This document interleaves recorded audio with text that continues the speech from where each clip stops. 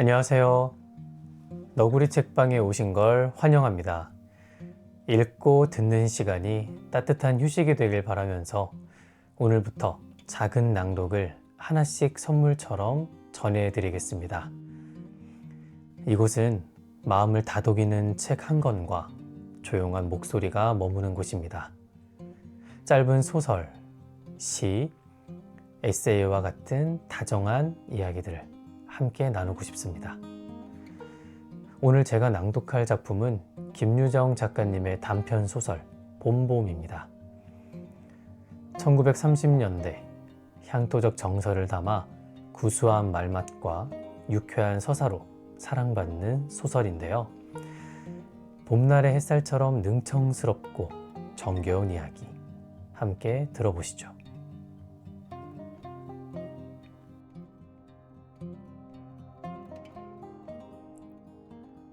봄봄 김유정. 장인님, 인젠 내가 이렇게 뒤통수를 긁고 나이가 찼으니 성례를 시켜줘야 하지 않겠느냐고 하면 대답이 늘 이 자식아, 성례고 뭐고 미처 자라야지 하고 만다. 이 자라야 한다는 것은 내가 아니라 장차 내 아내가 될 점순이의 키말이다. 내가 여기에 와서 돈 한 푼 안 받고 일하기를 3년하고 꼬박이 7달 동안을 했다. 그런데도 미처 못 자랐다니까 이 키는 언제야 자라는 겐지 짜장 영문 모른다. 일을 좀 더 잘해야 한다든가 혹은 밥을 좀 덜 먹어야 한다든지 하면 나도 얼마든지 할 말이 많다. 하지만 점순이가 아직 어리니까 더 자라야 한다는 여기에는 어째 볼 수 없이 그만 벙벙하고 만다. 이래서 나는 애초에 계약이 잘못된 걸 알았다. 이태면 이태, 3년이면 3년, 기한을 딱 작정하고 일을 했어야 원할 것이다. 덮어놓고 딸이 잘하는 대로 성례를 시켜주마 했으니 누가 늘 지키고 섰는 것도 아니고 그 키가 언제 자라는지 알 수 있는가. 그리고 나는 사람의 키가 무럭무럭 자라는 줄만 알았지. 붙박이 키에 모로만 벌어지는 몸도 있는 것을 누가 알았으랴. 때가 되면 장인님이 어련하랴 싶어서 군소리 없이 꾸벅꾸벅 일만 해왔다. 그런 말이다. 장인님이 제가 다 알아차려서 참, 너 일 많이 했다. 고만 장가 들어라 하고 살림도 내어주고 해야 나도 좋을 것이 아니냐.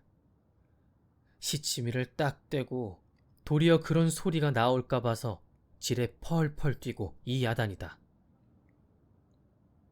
명색이 좋아 대릴사위지 일하기에 싱겁기도 할 뿐더러 이건 참 아무것도 아니다. 쑥맥이 그걸 모르고 점순이의 키 자라기만 까맣게 기다리지 않았나. 언젠가는 하도 갑갑해서 자를 가지고 덤벼들어서 그 키를 한번 재볼까 했다마는 우리는 장인님이 내외를 해야 한다고 해서 마주서 이야기도 한마디 하는 법 없다. 우물길에서 언제나 마주칠 적이면 겨우 눈어림으로 재보고 하는 것인데 그럴 적마다 나는 저만큼 가서 재미 키도 하고 논뚝에다 침을 퇴 뱉는다. 아무리 잘 봐야 내 겨드랑 밑에서 너물락 말락 밤낮 요 모양이다. 개돼지는 푹푹 크는데 왜 이리도 사람은 안 크는지 한동안 머리가 아프도록 궁리도 해보았다. 아하, 물동이를 자꾸 이니까 뼈다귀가 움츠려드나 보다 하고 내가 넌짓이 그 물을 대신 길어도 주었다. 뿐만 아니라 나무를 하러 가면 선앙당에 돌을 올려놓고 점순이의 키 좀 크게 해줍소사. 그러면 다men 떡 갖다 놓고 고사 드립조니까 하고 치성도 한두 번 드린 것이 아니다. 어떻게 되먹은 키인지 이래도 막무가내니. 그래 내 어저께 싸운 것이지 결코 장인님이 밉다든가 해서가 아니다. 뭐를 붓다가 가만히 생각을 해보니까 또 싱겁다. 이 벼가 자라서 점순이가 먹고 좀 큰다면 모르지만 그렇지도 못한 걸 내심어서 뭘 하는 거냐. 해마다 앞으로 축 붉어지는 장인님의 아랫배를 불리기 위하여 심곤 조금도 쉽지 않다. 아이고, 아유 배야. 난 물 붓다 말고 배를 쓰다듬으면서 그대로 논둑으로 기어 올랐다. 그리고 겨드랑이에 꼈던 벼 담긴 키를 그냥 바닥에 털썩 떨어치며 나도 털썩 주저앉았다. 일이 암만 바빠도 나 배 아프면 고만이니까. 아픈 사람이 누가 일을 하느냐. 파릇파릇 돋아오른 풀 한 숲을 뜯어들고 다리에 거머리를 쓱쓱 문대며 장인님의 얼굴을 쳐다보았다. 가운데서 장인님이 이상한 눈을 해가지고 한참을 날 노려보더니 너 이 자식 왜 또 이래 응? 배가 좀 아파서요 하고 풀 위에 슬며시 쓰러지니까 장인님은 약이 올랐다. 저도 논에서 철벙철벙 둑으로 올라오더니 잡은 참내 멱살을 움켜잡고 뺨을 치는 것이 아닌가. 이 자식아! 이러다 말면 누굴 망해놓을 속셈이냐? 이 대가리를 까놓을 자식! 우리 장인님은 약이 오르면 이렇게 손버릇이 아주 못됐다. 또 사위에게 이 자식 저 자식 하는 이놈의 장인님은 어디 있느냐. 오죽해야 우리 동리에서 누굴 물러나고 그에게 욕을 안 먹는 사람은 명이 짜르다 한다. 조그만 아이들까지도 그를 돌아세 놓고 욕피리 욕피리 하고 손가락질을 할 만치 두루 인심을 잃었다. 하나 인심을 정말 잃었다면 욕보다 읍의 배참봉댁 마름으로 더 잃었다. 버니 마름이란 욕 잘하고 사람 잘 치고 그리고 생김생기길 호박개 같아야 쓰는 거지만 장인님은 외양에 똑됐다. 장인께 닭말이나 좀 보내지 않는다든가 애벌론 때 품을 좀 안 준다든가 하면 그의 가을에는 영락없이 땅이 뚝뚝 떨어진다. 그러면 미리부터 돈도 먹고 술도 먹이고 안달재신으로 돌아치던 놈이 그 땅을 슬쩍 돌아앉는다. 이 바람에 장인님 집 외양간에는 눈깔 커다란 황소 한 놈이 절로 엉금엉금 기어들고 동리 사람들은 그 욕을 다 먹어가면서도 그래도 굽신굽신 하는 게 아닌가. 그러나 내겐 장인님이 감히 큰소리할 계제가 못 된다. 뒷생각은 못하고 뺨 한 개를 딱 때려놓고는 장인님은 무색해서 덤덤히 쓴 침만 삼킨다.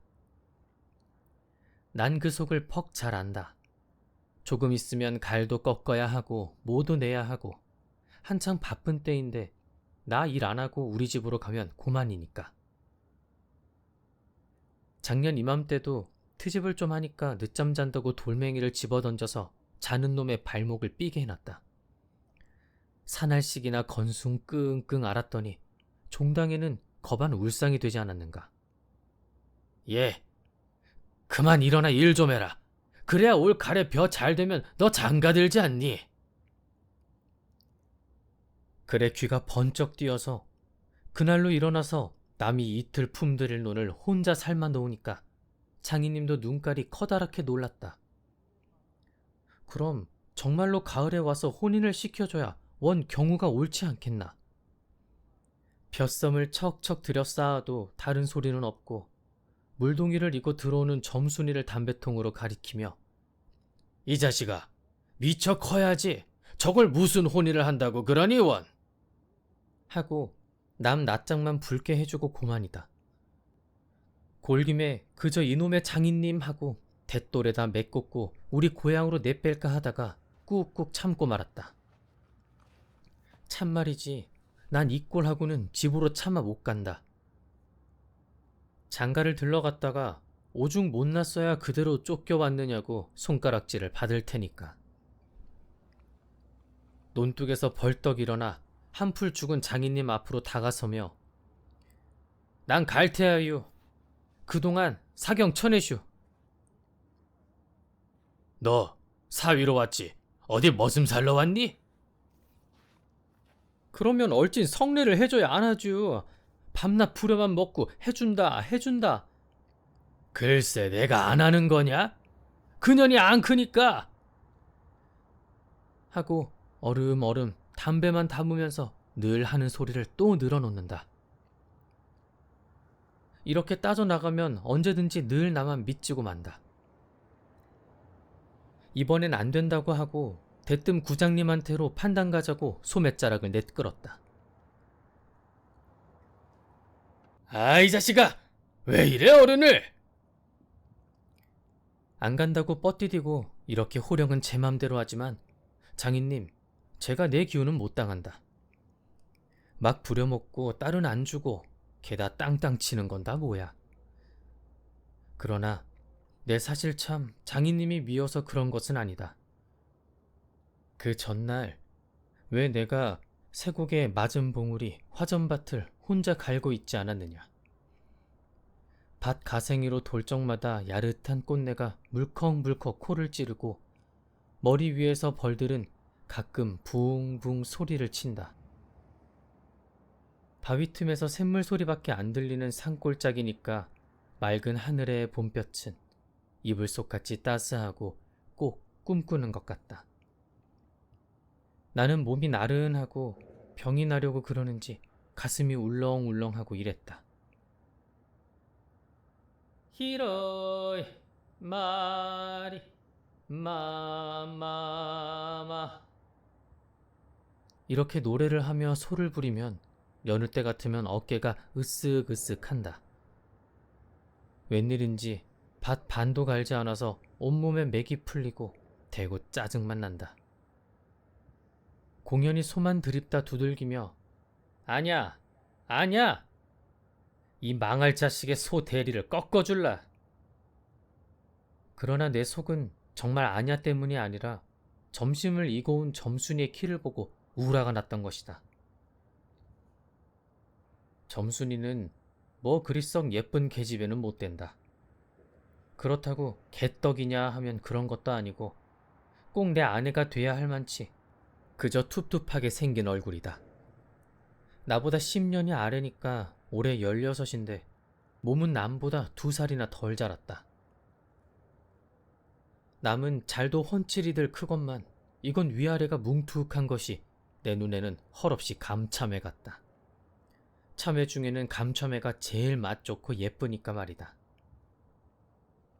둥글고 커단 눈은 서글서글하니 좋고 좀 지쳐 찢어졌지만 입은 밥술이나 톡톡이 먹음직하니 좋다. 아따, 밥만 많이 먹게 되면 팔자는 고만 아니냐. 한데 한 가지 파가 있다면 가끔가다 몸이 너무 빨리빨리 논다. 그래서 밥을 나르다가 때없이 풀밭에서 깨박을 쳐서 흙두성이 밥을 곧잘 먹인다. 안 먹으면 무안해할까 봐서 이걸 씹고 앉았노라면 으적으적 소리만 나고 돌을 먹는 겐지 밥을 먹는 겐지. 그러나 이날은 웬일인지 성한 밥채로 밥머리에 곱게 내려놓았다. 그리고 또 내외를 해야 하니까 저만큼 떨어져 이쪽으로 등을 향하고 웅크리고 앉아서 그릇 나기를 기다린다. 내가 다 먹고 물러섰을 때 그릇을 와서 챙기는데 그런데 난 깜짝 놀라지 않았느냐. 고개를 푹 숙이고 밥 함지에 그릇을 포개면서 날더러 들으라는지 혹은 제 소린지 밤낮 일만 하다 말 텐가? 하고 혼자 쫑알거린다. 고대 잘 내외하다가 이게 무슨 소린가 하고 난 정말 정신이 얼떨떨했다. 그러면서도 한편 무슨 좋은 수가 있는가 싶어서 나도 공중을 대고 혼잣말로 그럼 어떡해? 하니까 성례시켜달라지 뭘 어떡해? 하고 되알지게 쏘아붙이고 얼굴이 발개져서 산으로 그저 도망질을 친다. 나는 잠시 동안 어떻게 되는 셈판인지 맥을 몰라서 그저 뒷모양만 덤덤히 바라보았다. 봄이 되면 온갖 초목이 물이 오르고 싹이 트고 한다. 사람도 아마 그런가 보다 하고 며칠 내 부쩍 자란 듯 싶은 점순이가 여간 반가운 것이 아니다. 이런 걸 멀쩡하게 아직 어리다고 하니까. 우리가 구장님을 찾아갔을 때 그는 쌀이문 밖에 있는 돼지우리에서 죽을 퍼주고 있었다. 서울을 좀 갔다 오더니 사람은 점잖아야 한다고 옷샘이 양쪽으로 뾰족이 뻗치고 그걸 에헴 하고 늘 쓰다듬는 손버릇이 있다. 우리를 멀뚱히 쳐다보고 미리 알아챘는지 왜 일들 허다 말고 그래? 하더니 손을 올려서 그 에헴을 한번 후딱 했다. 구장님, 우리 장인님과 츠메 계약하기를. 먼저 덤비는 장인님을 뒤로 떠다밀고 내가 허둥지둥 달려들다가 가만히 생각하고 아니, 우리 빙장님과 츠메 하고 첫 번부터 다시 말을 고쳤다. 장인님은 빙장님 해야 좋아하고 밖에 나와서 장인님 하면 괜스레 골을 내려든다. 뱀도 뱀이래야 좋으냐고 창피스러우니 남 듣는 데는 제발 빙장님, 빙모님 하라고 일상 당조짐을 받아오면서 난 그것도 찾고 있는다. 당장도 장인님 하다 옆에서 내 발등을 꾹 밟고 곁눈질을 흘기는 바람에야 겨우 알았지만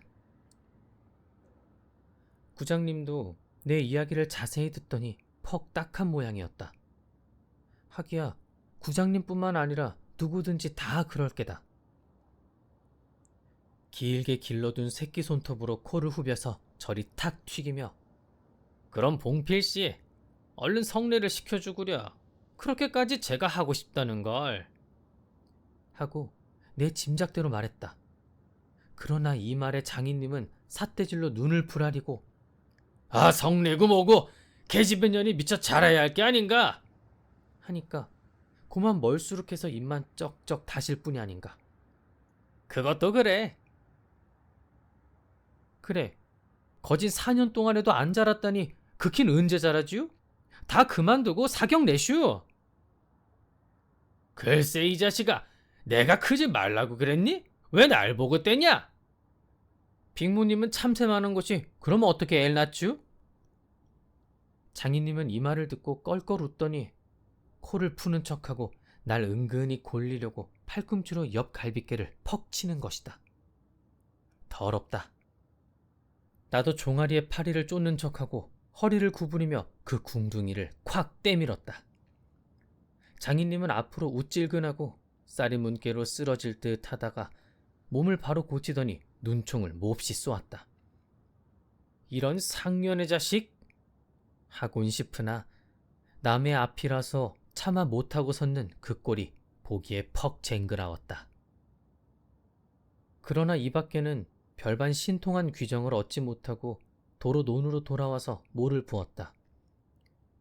왜냐면 장인님이 뭐라고 귓속말로 수군수군하고 간 뒤다.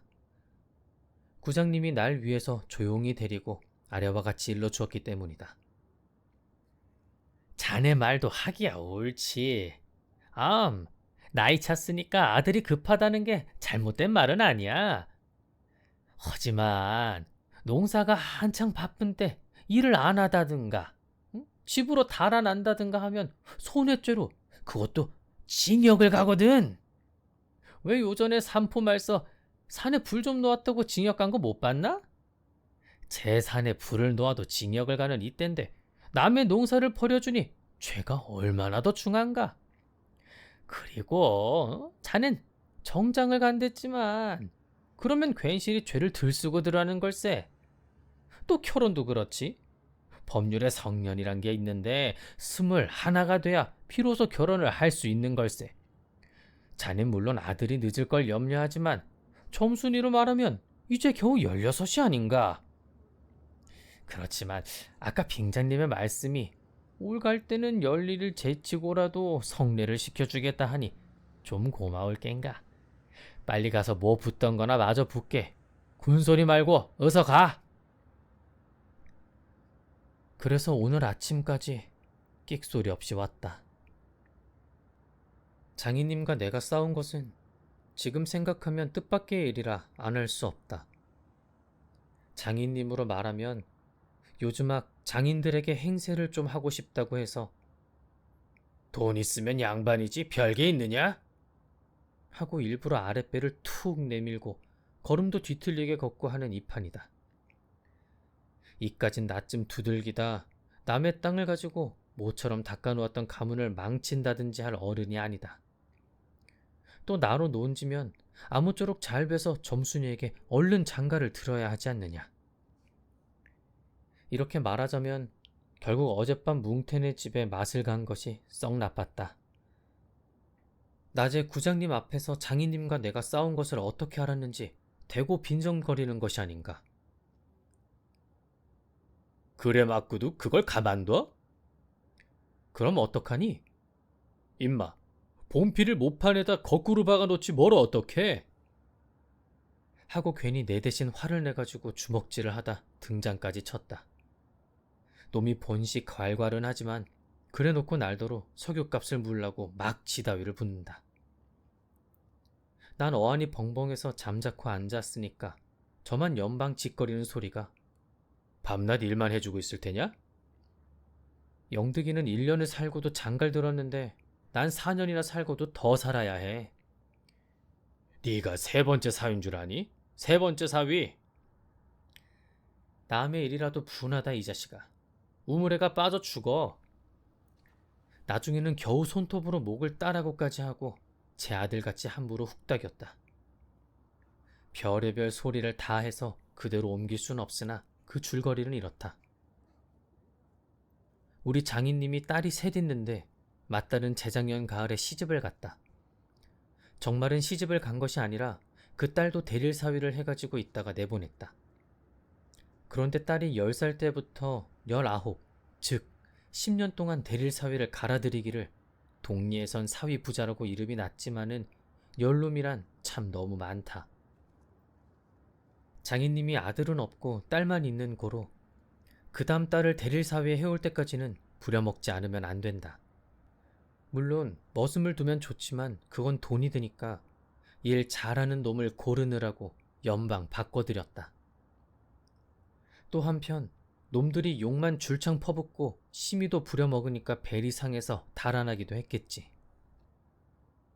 점순이는 둘째 딸인데 내가 일테면 그 세 번째 대릴 사위로 들어온 셈이다. 내 담으로 네 번째 놈이 들어올 것을 내가 일도 참 잘하고 그리고 사람이 좀 어수룩하니까 장인님이 잔뜩 붙들고 놓질 않는다. 셋째 딸이 인제 6살, 적어도 10살은 돼야 대릴 사위를 할 테므로 그동안은 죽도록 부려먹어야 된다. 그러니 인제는 속 좀 차리고 장가를 들여달라고 떼를 쓰고 나자빠져라 이것이다. 나는 건성으로 엉엉하며 귓등으로 들었다. 뭉태는 땅을 얻어 붙이다가 떨어진 뒤로는 장인님만 보면 공연히 못 먹어서 으른거린다. 그것도 장인님이 져달라고 할 적에 제 집에서 위한다는 그 감투를 선뜻 주었더라면 그럴 리도 없었던걸. 그러나 나는 뭉태란 놈의 말을 전수히 고지 듣지 않았다. 꼭 고지 들었다면 간밤에 와서 장인님과 싸웠지 무사히 있었을 리가 없지 않은가. 그러면 딸에게까지 인심을 잃은 장인님이 혼자 나빴다. 실토이지. 나는 점순이가 아침상을 가지고 나올 때까지는 오늘은 또 얼마나 밥을 담았나 하고 이것만 생각했다. 상에는 된장찌개하고 간장 한 종지, 조밥 한 그릇, 그리고 밥보다 더 수부룩하게 담은 산나물이 한 대접, 이렇다. 나물은 점순이가 틈틈이 해오니까 2대접이고 4대접이고 멋대로 먹어도 좋으나 밥은 장인님이 한 사발 외엔 더 주지 말라고 해서 안 된다.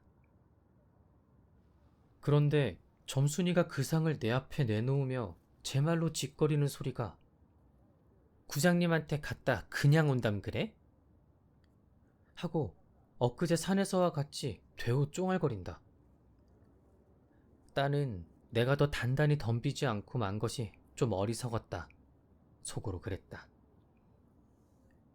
나도 저쪽 벽을 향하여 외면하면서 내 말로 안 된다는 걸 그러면 어떡한담? 하니까 쉔을 잡아채지 그냥 둬? 이 바보야!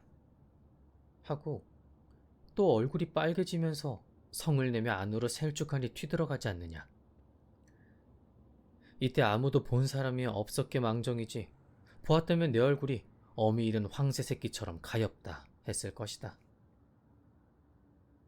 사실 이때만큼 슬펐던 일이 또 있었는지 모른다.